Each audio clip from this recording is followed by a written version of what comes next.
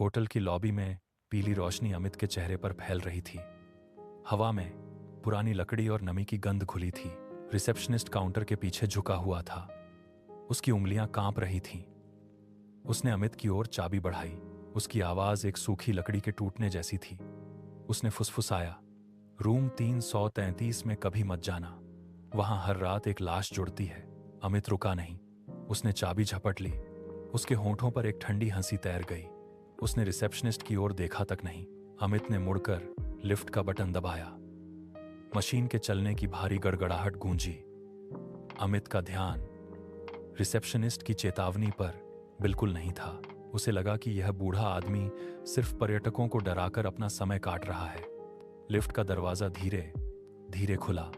अमित अंदर दाखिल हुआ। उसने बटन दबाया। लोहे के दरवाजे बंद हुए। अमित ने अपनी जेब में चाबी को कसकर पकड़ा। वह ऊपर की मंजिलों की ओर बढ़ गया। लॉबी की रोशनी पीछे छूट गई। गलियारे में सन्नाटा पसर गया था। अमित के जूतों की आवाज फर्श पर गूंज रही थी। रात के 1 बज रहे थे। कमरे में सन्नाटा इतना गहरा था कि अमित को अपनी धड़कनें दीवार से टकराती महसूस हो रही थीं। अचानक बाथरूम की दिशा से एक आवाज आई, टप। फिर एक और बार, टप। अमित की आंखें झटके से खुली। वह बिस्तर पर सीधा बैठ गया। उसने कान लगाकर सुना। सन्नाटा फिर से हावी था, लेकिन वह आवाज दोबारा गूंजी, टप। अमित बिस्तर से उतरा। फर्श की ठंडी टाइलें उसके नंगे पैरों को चुभ रही थीं। वह धीरे धीरे बाथरूम के दरवाजे की ओर बढ़ा। उसकी सांसें तेज हो रही थीं। उसने अपना हाथ दरवाजे के हैंडल पर रखा। धातु ठंडी और चिपचिपी थी। उसने एक जोरदार धक्का दिया।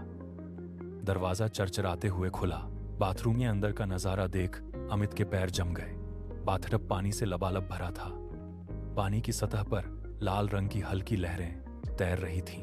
बाथटब के अंदर एक लाश पड़ी थी। वह पूरी तरह स्थिर थी।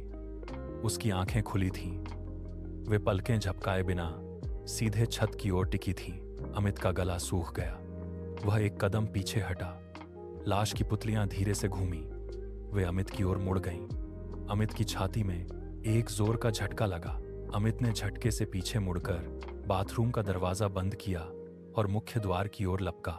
उसने पीतल के हैंडल को जोर से घुमाया। वह नहीं हिला। उसने फिर से ताकत लगाई। पूरा शरीर दरवाजे पर डाल दिया, लेकिन लॉक जैसे दीवार का हिस्सा बन चुका था। वह हाँफते हुए पीछे हटा। तभी उसे कमरे के भीतर एक अजीब सी भारीपन महसूस हुआ। वह पलटा तो उसकी चीख गले में ही दब गई। बिस्तर पर अब एक और लाश पड़ी थी।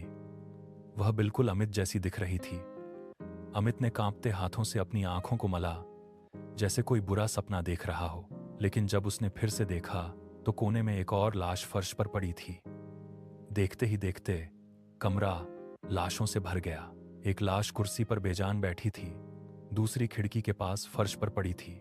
हर गुजरते सेकंड के साथ कमरा लाशों का एक जाल बनता जा रहा था। अमित कमरे के बीचों बीच खड़ा था। चारों तरफ उन्हीं के चेहरे थे। हवा में एक भारी गंध फैल गई।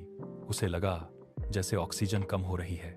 उसने अपने गले को दोनों हाथों से पकड़ा। अमित कमरे के बीचों कमरा अब हिलने लगा था।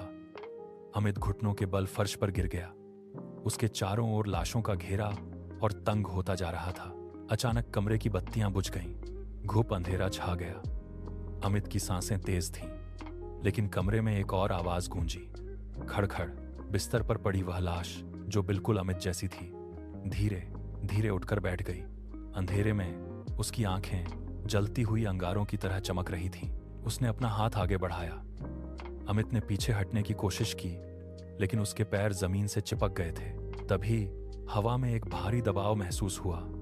किसी अदृश्य हाथ ने अमित के गले को कस लिया। वह छटपटाने लगा। उसने अपने दोनों हाथ अपने गले पर रखे, लेकिन वहां केवल खाली हवा थी। उंगलियों के निशान उसके गले पर उभरने लगे। उसका दम घुटने लगा। वह घुटनों के बल फर्श पर गिर पड़ा। उसकी धड़कनें अब धीमी हो रही थीं। धक धक धक। हर धड़कन के बीच का अंतर बढ़ता जा रहा था। वह लाश बिस्तर से उतरी और अमित के सामने आकर खड़ी हो गई। उसने अपना ठंडा हाथ अमित के कंधे पर रखा। अमित को महसूस हुआ कि उसकी अपनी जीवन शक्ति धीरे धीरे शरीर से बाहर निकल रही है। कमरा धुंधला होने लगा, दीवारें जैसे पिघल रही थीं। अमित ने अपनी आंखें बंद कर लीं। अमित ने एक लंबी सांस ली। फेफड़ों में ठंडी हवा भर गई। उसने अपनी भारी पलकें खोलीं। चारों ओर पानी की बूंदों के गिरने की आवाज आ रही थी। वह बाथटब के अंदर था। पानी बर्फीला था। उसने धीरे धीरे अपना सिर ऊपर उठाया। बाथटब के किनारे पर एक व्यक्ति खड़ा था। वह अमित ही था।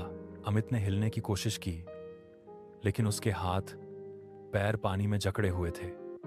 ऊपर खड़ा अमित धीरे से झुका। अमित को समझ आ गया, वह अब इस कमरे का हिस्सा था। कमरा शांत हो गया। चक्र पूरा हो चुका था।